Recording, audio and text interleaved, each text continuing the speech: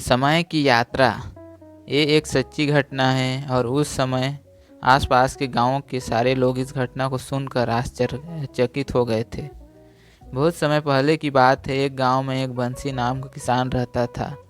वो रोजाना ही अपने खेतों पर काम करने के लिए जाता था।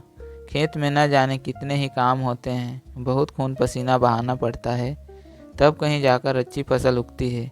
बंसी भी दिन रात अपने खेत संभालने में लगा रहता। रोजाना की तरह वो उस दिन भी अपने खेतों में अपने लिए पोटली में दोपहर का खाना बंधवा कर चला। आज उसे खेतों में कीटनाशक छिड़कना था, इसलिए साथ में कीटनाशक के डिब्बे भी थे। आज सामान थोड़ा ज़्यादा था। सारा सामान लेकर वो खेत पहुंचा। बंसी थक गया था तो उसने सोचा कि थोड़ी देर पेड़ के नीचे आराम कर लेता हूँ।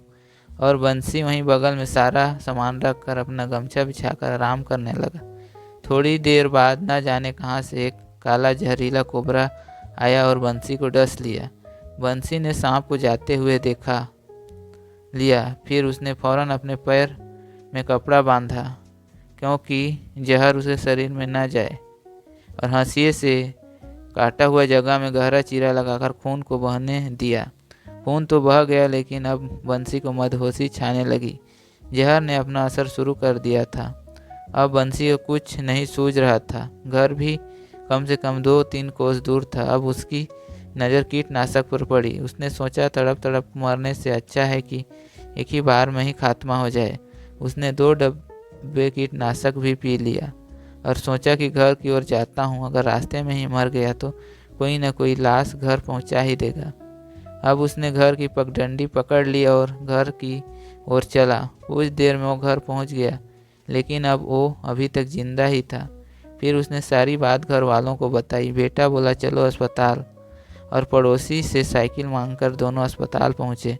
पीछे पीछे घर वाले और आसपास पड़ोसी भी पहुँच गए। डॉक्टर ने देखा तो मरीज की हालत बिल्कुल ठीक थी। उसके शरीर में जहर होने के कोई लक्षण नहीं दिख रहे थे। फिर डॉक्टर ने बंसी से कहा कि मुझे शुरू से सारी बात बताओ। बंसी ने सब कहा सुनाया। डॉक्टर बोले, तुमने समझदारी दिखाई, कपड़ा बांध कर चीरा लगाया जिससे जहरीला खून निकल गया, और कीटनाशक पीने से तुम्हारे शरीर में जहर का असर भी खत्म हो गया, क्योंकि जहर ही जहर को मारता है। ये सब सुनकर आश्चर्यचकित हुए कि सब उस समय बंसी ने एक बुरे समय की यात्रा की, लेकिन चाहे जो भी किया हो, उसने मरने के लिए ही सही, लेकिन वो अभी सबके सामने जीवित खड़ा था। अगर आपको कहानी अच्छी लगती है तो इस कहानी को लाइक करें तथा इसी तरह के और नए नए कहानी देखने सुनने के लिए हमारे YouTube चैनल को सब्सक्राइब करें।